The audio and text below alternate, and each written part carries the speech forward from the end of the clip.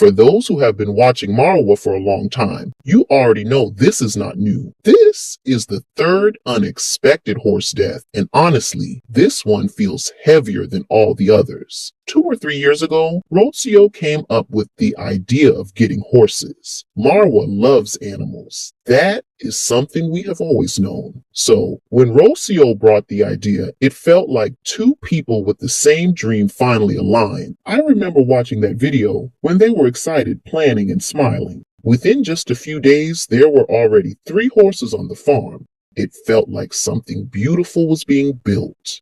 Now we are adding more dreams because we are thinking of, even after buying horses, we will put helipad here also. And what? Now we are thinking about maybe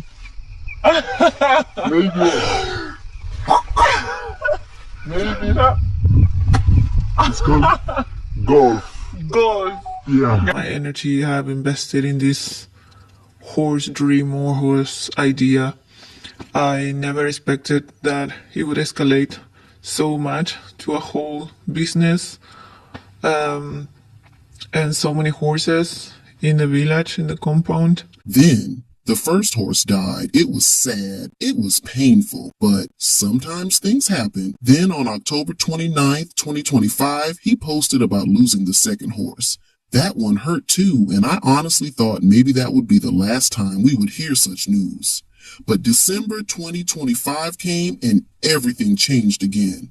Marwa posted a video and you could see it in his face. He was broken. One of his workers, whose job was to care for the horse, decided to race on village roads, not carefully exercising the animal, so he ended up hitting a motorbike.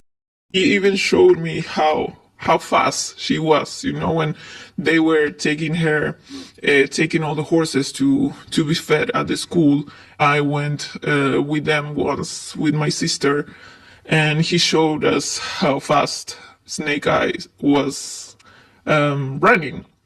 But Snake Eyes in South Africa, she was having a very calmly life, easygoing. She wasn't running. She wasn't trained to do that. So The village guys told me that the guy was running the horse in town in the days.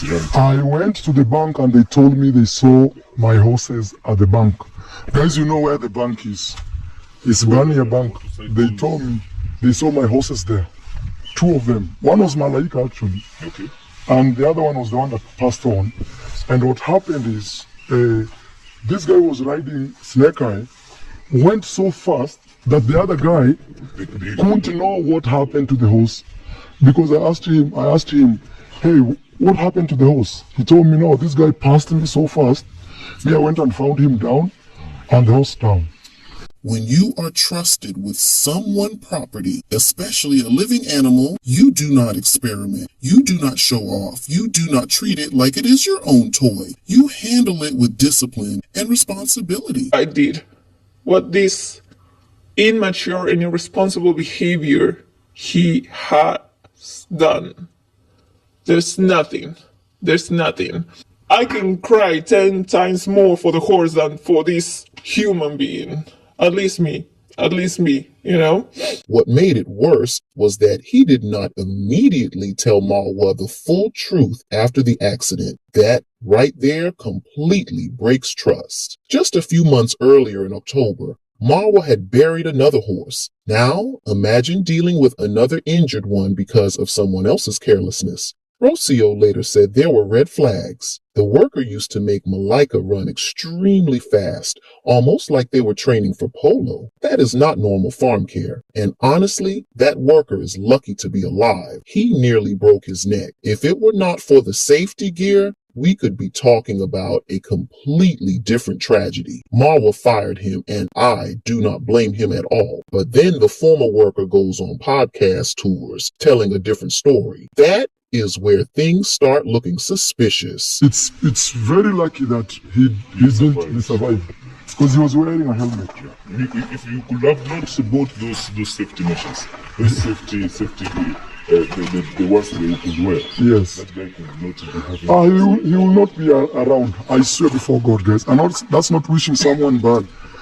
But I'm telling you, you can see the horse itself close to 800 kilo horse, gone, broken into pieces.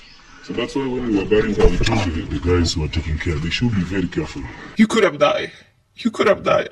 If you would have seen his helmet, how lucky he was. The helmet was broken, literally, was broken. That could have been his head. That could have been his life. God gave him a second chance. Actually, this is from that accident. Even the dad, Yeah, even the dad. without this, Without it, this guy would look how it cracked and tore. and it's very hard. And that's why we are guessing it could be a bike, because what could have torn this thing like that?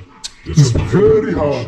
Head-on collision. Very hard. Before him, there was another worker who was actually good with horses, but alcohol was his weakness. Again, when you are dealing with horses, you cannot afford irresponsibility. After the accident, Marwa did not just give up. He contacted vets and experts from Kenya and South Africa. They tried treatment for 2 months. The leg was slowly healing, but then muscle stiffness and limited movement. Anyone who understands horses knows that a broken leg for a horse is almost a death sentence. Recovery is extremely difficult. Putting the horse down was not cruelty. It was mercy. It was advised by professionals, and Marwa admitted he cried. That tells you everything. The horse broke one of his legs, the front leg.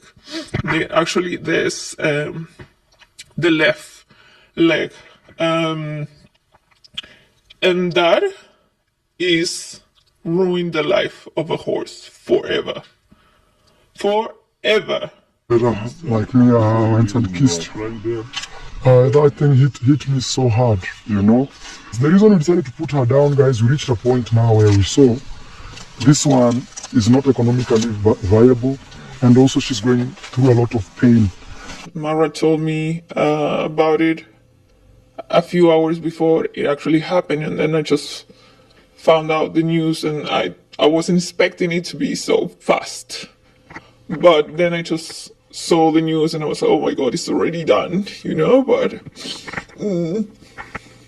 Now, here's my honest opinion. 3 horses, 2 broken leg injuries, multiple worker issues. At some point, this stops being coincidence. Either there is serious negligence happening. Not everyone who smiles at you is loyal. Not everyone who says they love animals is qualified to care for them. Every time there is bad news about a horse, it destroys them. You can see the pain. People who do not love animals will not understand this. When an animal becomes part of your home, it is not just a horse. It is family. 6 years ago, my daughter lost her German Shepherd. The way she cried, you would think she lost a sibling. That is how deep that bond goes. So imagine losing that bond 3 times. This situation should be a wake-up call. Stricter hiring, professional handlers, and zero tolerance for recklessness, because dreams require protection. Let us send prayers to Marwa and his family during this difficult time. Tough times never last, only tough people last.